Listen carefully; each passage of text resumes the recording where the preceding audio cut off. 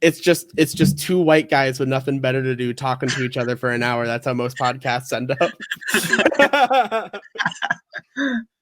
It's for people that should be a lot more productive with their free time. Absolutely. It's for people who have a bunch of lyric diction homework overdue and would rather do anything else. It's for people that have a bunch of form and analysis homework overdue and would rather do something else. Oh yeah, I absolutely. gotta say, I think that music homework, even though it might not be necessarily the hardest thing compared to some like maybe hard sciences or organic chemistry, but I think it could be the least fun because I'm someone that when I do like normal homework, non-music homework, I like to listen to music. Right. But when I do music homework, I can't listen to other music. I have to listen to these shitty Bach pieces that they give me. And I'm just like, I'm sorry, Bach, but I'd rather be listening to like, I don't know, anyone else. I just absolutely hate how music schools like teach Bach so aggressively. They just nothing existed without Bach, so you have to love Bach. And I love he is like the end all of Baroque. It's like, well, when Bach died, that's when Baroque died. And that's just how they teach it. Yeah. God, Bach music is so boring. It's so formulaic, you know? It is like that's the thing, form and analysis, everything is formulaic. That's why it's in the class. Oh no. All it is just boring pieces that follow the same form. I have to hear a refrain, go to the B section, followed by a bridge or a development. That's what you call it. Oh my god. Oh my god. So for anyone who's watching and is confused at this point, this is a podcast. Yes. This is a podcast. And what's fantastic is sometimes with podcasts, like they'll prep a little bit and they'll have certain things they want to cover. We didn't prep at all. We just sort of started talking on the cuff, off the cuff, actually. I think preparing a podcast is the worst way to go about just a regular podcast. Really? Like I think coming up with like one topic to kind of base the podcast around is the way to go. But like you can obviously tell when podcasts are too prepared and it gets kind of boring. Yeah. And it's like true. In general, prepared stuff is just less fun. You know? And I think there's an art to carrying a conversation for more than 5 minutes. Absolutely. I think in, today's society, a lot of us are so used to texting or hiding behind a keyboard or hiding on some sort of form where we don't have enough face-to-face interactions, and the art of having a good conversation is starting to dwindle. You see it in the service industry too. There's more automation. There's less and less workers. You'll find within 20 years, McDonald's is not going to have cashiers. They're going to have kiosks, and there might be people that make the food, but there's really going to be no one taking your order. And we're going to start to see it slowly happen in society. So it's good for us to be able to just, connect. That's what podcasts are for, to teach people how to have conversations again. Exactly. Especially in this time of Corona, in this trying time. We're all in this together. All of that stuff. We're all suffering the same amount, whether you're at home in your $1 million mansion or trying to get money to pay rent. Oh, we're all struggling all the same, There is something a little hypocritical when I see like J-Lo and Alex Rodriguez, posting from their like $50 million mansion. Hey guys, we're all in this together. Keep the fight. I'm like, you guys have like 5 people tending to your every need. Like, what are you talking about? You have all the money in the world. You can just wait it out. There's some of us that can't. Ellen was the worst one when the whole pandemic started. She was posting these things like in her fucking private pool in her $1 million mansion that middle-aged moms and gays bought. Yeah. She's gonna like, it's just a struggle all the same,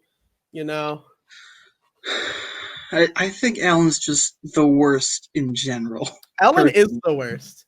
Can we talk about Ellen? Ellen is so Please. mean to a lot of people. Literally, I don't know how on earth she got picked as like the nice person. Right? Is it because she came out in like the 90s and so it was like, hey, Ellen was one of the first people to be gay on television. Yeah, and then like because she's gay, there's this like barrier a little bit where people are sort of afraid to criticize her. Absolutely. It's it's the concept of Ellen's gay, so she's got to be a good person, right? Exactly. Yeah. And it's as a member of the LGBTQ community, it does infuriate me how people think that members of the LGBTQ community are incapable of being bad people, because they can be even worse than like heterosexual people most of the time. Anyone could be a terrible person. It is within every human's heart, and it is the goal of every person to be the worst person they could possibly be. It is. I'm pretty sure that's a part of the U.S. Constitution. Actually, is just be the worst person you possibly could be, or else you're not American. And I think the founding fathers led by example when it comes to that. Oh my gosh! At Thomas Jefferson, just casually having children with like numerous of his slaves. Oh yeah. How many people do you think only know about American history through Hamilton? Of our generation, probably 20% of our generation. Right.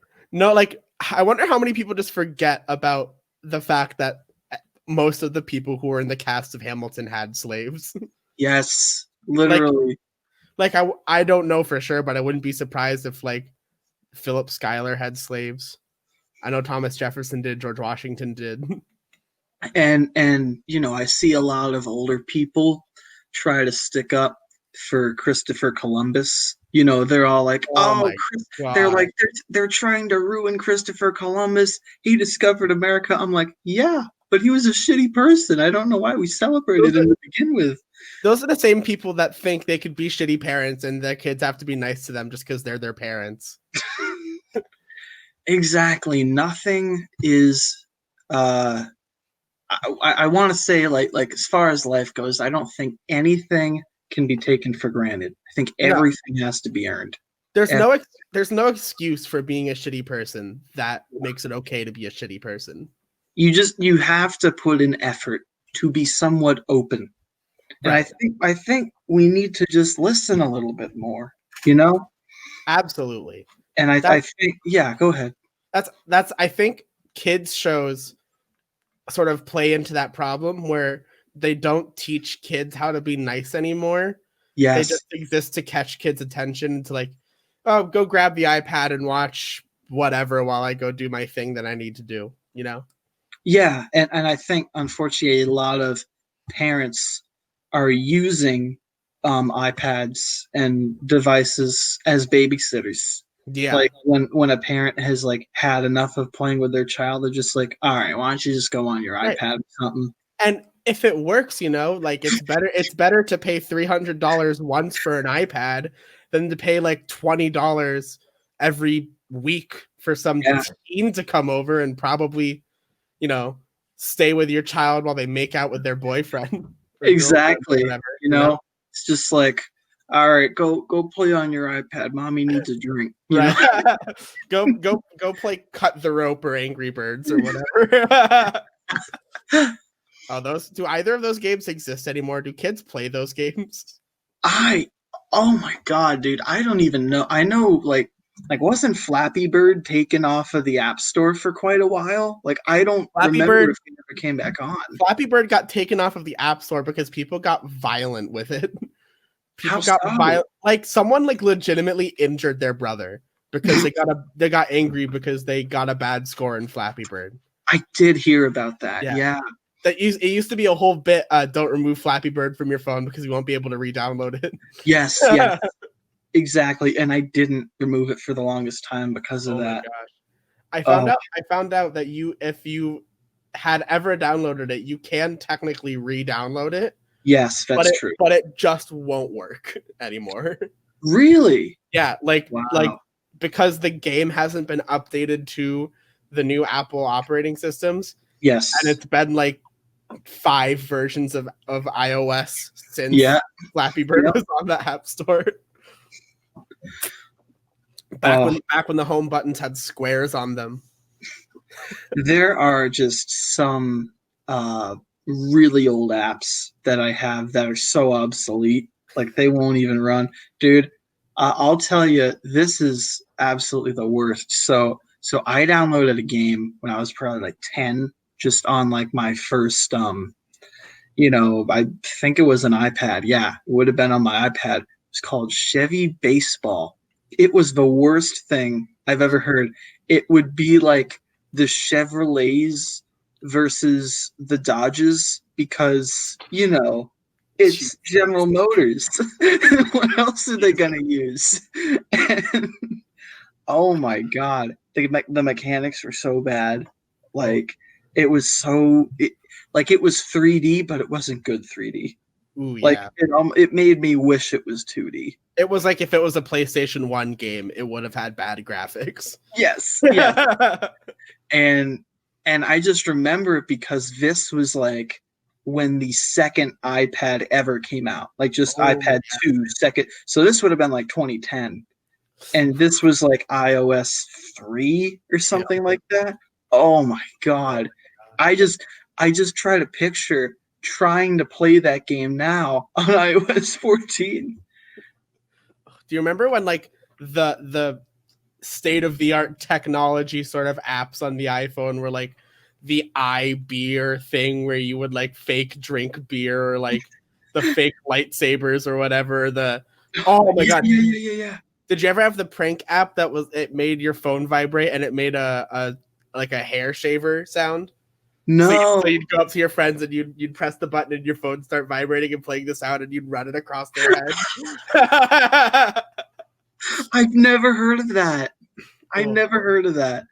That's fantastic. The only really old app that I can remember, one was Angry Birds. You mentioned it, but Temple Run. Remember that? Oh my God. That game, remember when Temple Run 2 was like impossible to run on any device because it was so high tech? Yes, dude. Remember I'm actually quite ashamed. Tiny Towers. What is that? I've never heard of that. So it was a game way back in like 2011. It was sort of like 8-bitty, so it was really cartoony, but it was a tycoon game. Like you'd build floors on top of floors, and there were like different styles. So you needed like residential, retail, food, just different kinds of necessities in this giant tower. Right. And you just build floors on top of floors, dude. I made so many. Cool. I made so many in-app purchases on that. Oh no! I think I paid like $30 for the best elevator possible. Like that's so much money. It was dangerous. I never understood how someone could spend money on a phone game until I downloaded Pokemon Go. And then like I ran out of items and I was like, oh, I get it now. I understand. Yeah, no, I feel it. But honestly, I think once I found console games, like once I got my PS4 in 2016, it was over. Like I barely play phone games. The quality is so much better. Also, phone games are just bad in general. I don't feel like there's a way to make a good one. No, I mean, because if you have at least a good shooter game, the controls are clunky as hell.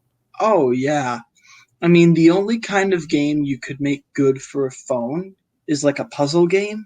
But even then, you can't have it be that interactive because it's a phone and you can only touch screen. Like you don't have a controller or buttons to press, really. And also, nowadays on phones, you have to make something really unique for a puzzle game, or it's just a Candy Crush ripoff.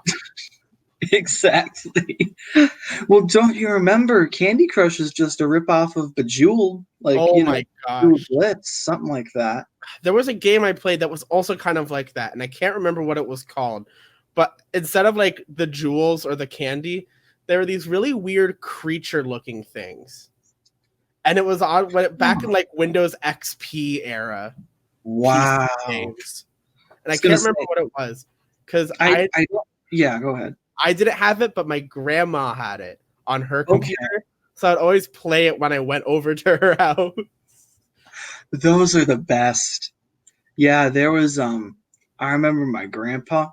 See, like my grandpa's someone that likes to think he's on the cusp of technology. As the years have gone by, it like slowly passes him. So like when computers were on Windows XP, like yeah, he had a hang of it, you know. And then they just kept moving. And I had to go over there the other day and show him like how to connect to his Wi-Fi after he'd changed the password. I felt so bad. I was like, hey, Grandpa, you know, Joe Biden's going to be in the White House. He's going to have to learn this too. I can't imagine like the 21-year-old intern who's supposed to just be working for like the press secretary having to like set up all of Joe Biden's electronics. Literally, I'm just picturing like Joe setting his own rig up. He sets up a whole gamer setup. That would be fantastic. You just see him like in the Oval Office. He has like one of those like trap rooms. You like knock on the wall twice, and there's just a door that opens up, and it's like an MLG cave. Oh my god! There's just like 80-inch plasma on the wall. He's got the PS5, three monitors, and a light up keyboard. Yeah. He's got like a blue Yeti microphone just like right here. But he's still Joe Biden, so he's gonna have a full racing rig, and he'll be playing iRacing, like in his little Corvette. He'll just be like, "Hey, what's good?" And he's like driving with a little helmet on. Joe Biden would get that whole setup and use it to play Farmville. Yes, he totally would. You see, Farmville's running at 60 frames per second and full 4K HD. He would use it to just like watch something. He wouldn't even play it. Like I feel like he'd pull up like a live video feed of his dog, like sitting in the next room over and be like, wow, I'm not there. I get to watch my dog. He's using it just to play Among Us with AOC. Okay, where is the chat? POGG. Oh my god. POTUS poggers. Can we have some poggers in the chat? Can we get some poggers in the chat? If you're watching this episode of the podcast, please leave a poggers in the chat to let us know you made it this far. Yes, please. So I did have a topic planned for today's episode. Okay. And I think it'll be a great topic to talk about considering sort of the name of our podcast. Yes. I wanted to talk a bit about wrestling. Yes. Because it is something that we both enjoy, but sort of in a different way. Yes. Than me and Micah. Yes. On that other channel. Yes. Because yeah, go ahead. Yeah, because as you can probably guess if you're listening and looking at the pWo logo and background, we're very much fans of the New World Order. Yes. And in fact, we'll have to redo the Lost Wrestling podcast episode we recorded that one time where we ranked NWO members. Yes, that was some of the most fun I've had. Just because I forgot that half of those people were even in that, and then the other half I didn't even know were in it to begin with. It's a classic example of too many cooks. Oh, absolutely. There was just way too many people in that faction, and it just kept growing. Like, it would have been one thing if they kept it to just big name former WWF people. Like yeah, go ahead and get Rick Rude in it. Get Mr. Perfect in it.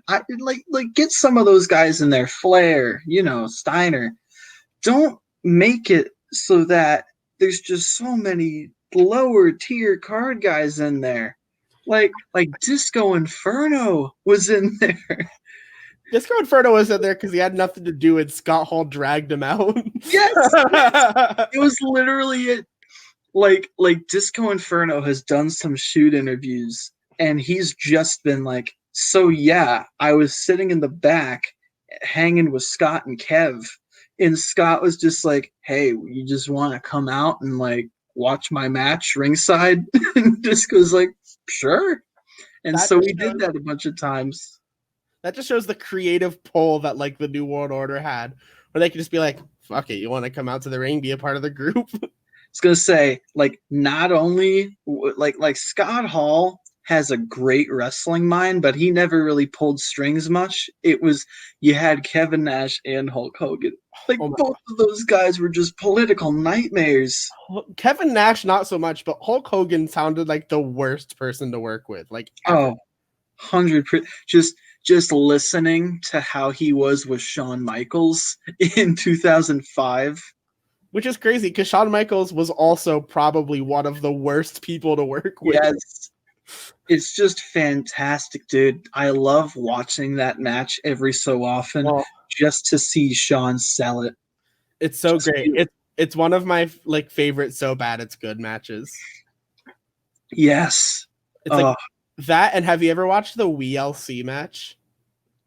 What? So it was, I think it was like 2014, 2013, and it was at the Extreme Rules, and it was Hornswoggle versus El Torito.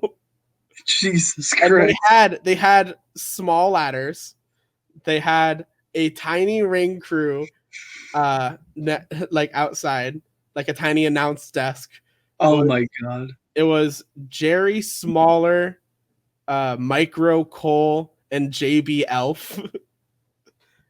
That's and then horrible. And then there was a small referee, and it was a good match. Like this was the era. This was sort of the pinnacle of the 3MB versus Los Matadores feud. No, dude, you know what this sounds like the pinnacle of? Like, this is just that point in time where, like, in the middle of their match in a pay-per-view, for no reason, you see the lights flash, and then Michael Cole gets up. Ladies and gentlemen, I have an announcement from the anonymous Raw general manager.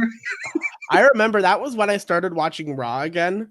Yeah. 2010 during the anonymous Raw general manager thing. And I thought the anonymous Raw general manager was such a cool concept. And then they ruined it by like abandoning it and then revealing like 3 years later that it was Hornswoggle. Yes. That it was literally just Hornswoggle under the ring the entire time. I feel like it's a great idea, but the execution was so wrong. Yeah, they were really bad at executing GMs for Raw at the time. Because the GM before that was Bret Hart when he was back for a small little bit in 2010.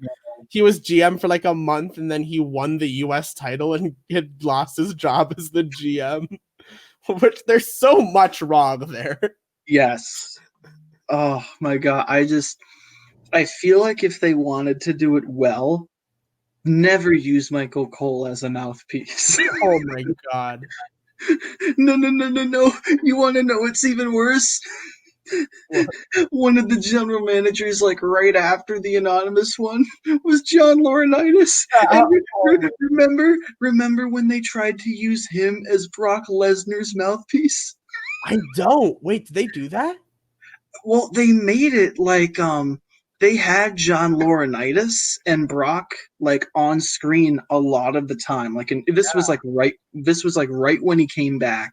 I remember the contract signing. Yeah, it was like a contract signing, but eventually what they did with it was they had like Triple H come in, and it was Triple H like sparring words with John Laurinaitis, and John Laurinaitis is like talking on Brock Lesnar's behalf, like Brock Lesnar would pressure John Laurinaitis into this insane contract where he's like, I get to fly first class, I get $5 million for this one match, and John Laurinaitis is like, yeah, all right, Brock, and so didn't they make Monday Night Raw for like a week called Monday Night Raw starring Brock Lesnar? Yes. That was a thing. I remember that because it was really funny. Yes, and I think that was the episode where like Triple H came out when Brock Lesnar was out there, and he was just like, "All right, this contract is null and void. This is ridiculous. No one is bigger than this brand. Raw is the best." And he Triple H is a face, so he's got the crowd cheering, and Brock is just kind of standing there, and then you hear John Laurinaitis' music, "People Power," and John just comes out. "Well, Triple H, this contract was signed. I think it's a fair contract." And it's just, they tried to have him as Lesnar's mouthpiece, and I think I heard one story because I'm a huge Brock Lesnar fan. Mm-hmm. For those of you at home that don't know, Lesnar and Hall are my two big ones. So I know a lot of Lesnar stories and I know a lot of Hall stories.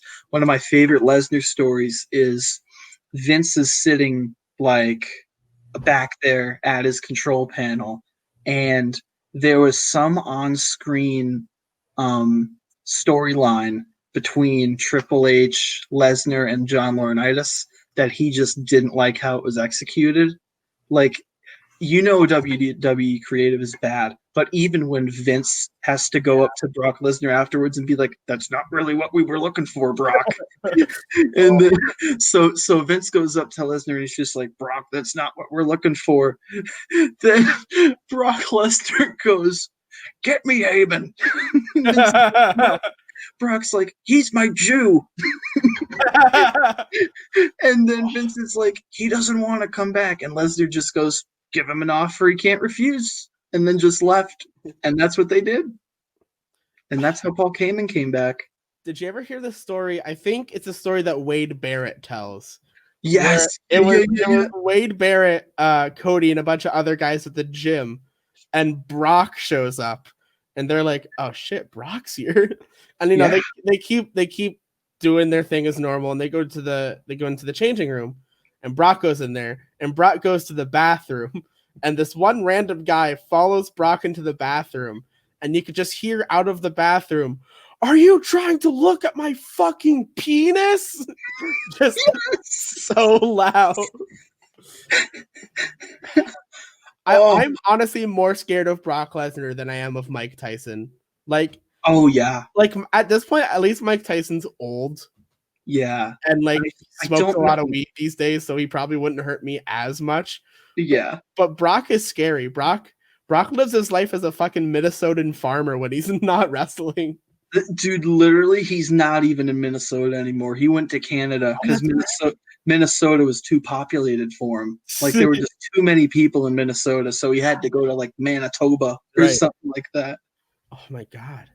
Yeah, he's in Canada. Yeah. He's in Canada now, and he's there with Sable. Like, everyone forgets that him and Sable are a thing. Yeah.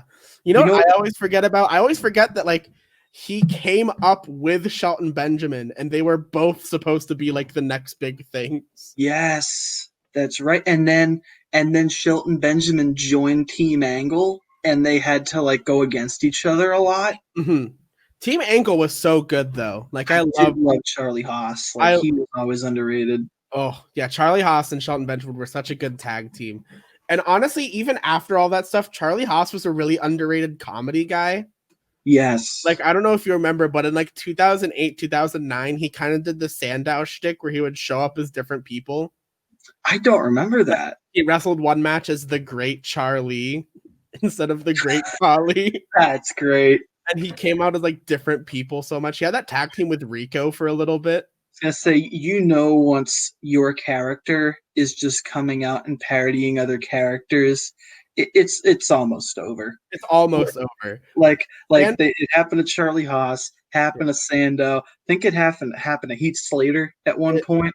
Heath Slater had the thing leading up to the 1000th episode of Raw. Yes, where he fought a bunch of random legends and lost to everyone except, I think, Doink. Yes, and then like on Raw 1000, they had all of the legends return, and I think he technically lost a match to Lita at Raw 1000. Yes, that's right. That's right. Oh my God, I feel bad for Heath because he, if you don't know, he just he debuted in Impact and TNA. Really?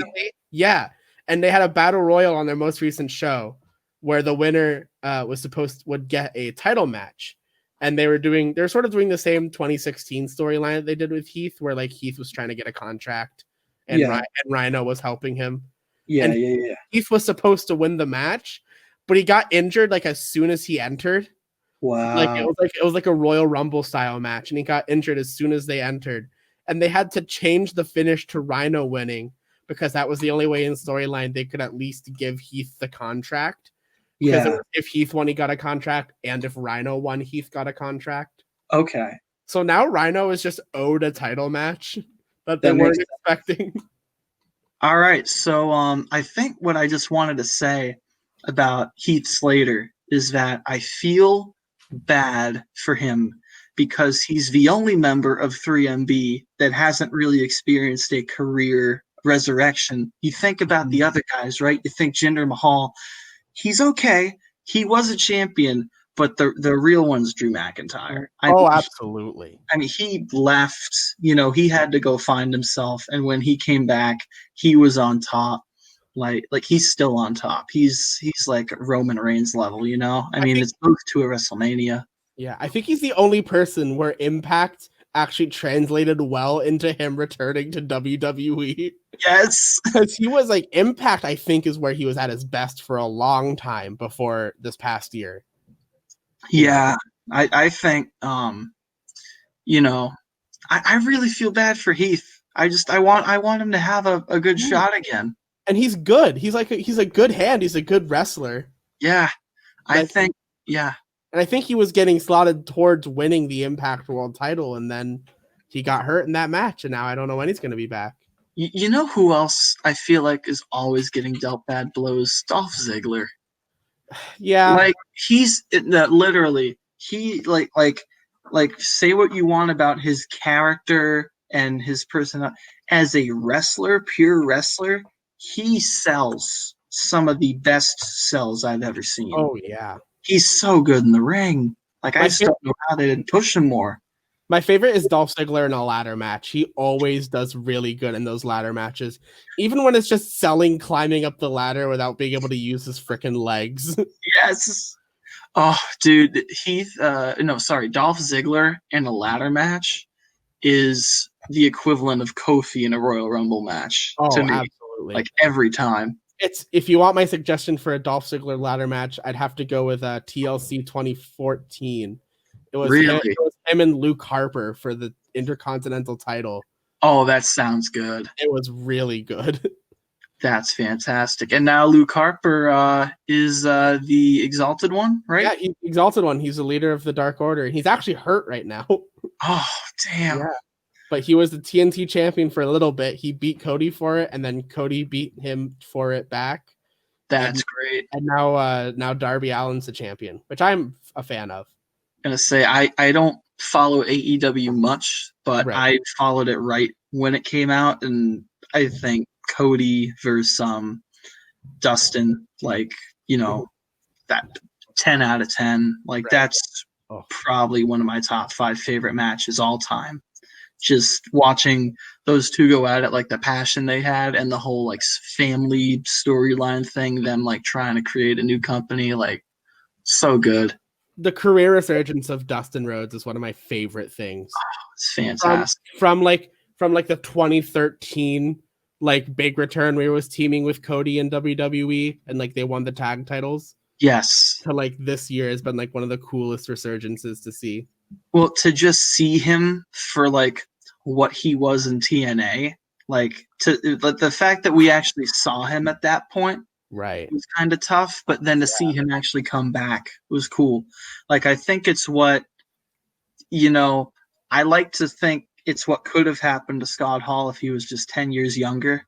Right. I always hope that if he had been rehabilitated, that he could have done that, but. It's just not meant for everyone. It really is cool that he was able to overcome his demons. Dustin was able to do that. Well, we'll transition to the end now. Thank you, everyone, for watching. You can find us on Instagram at pWoCast. You can find us on Twitter at officialpwo. And you can find us right here on YouTube at pWoCast. Actually, I think this one's going to be airing on the specifically Devoid channel as a takeover. Okay. Either way, find us on those social medias. Thank you for listening and stay classy.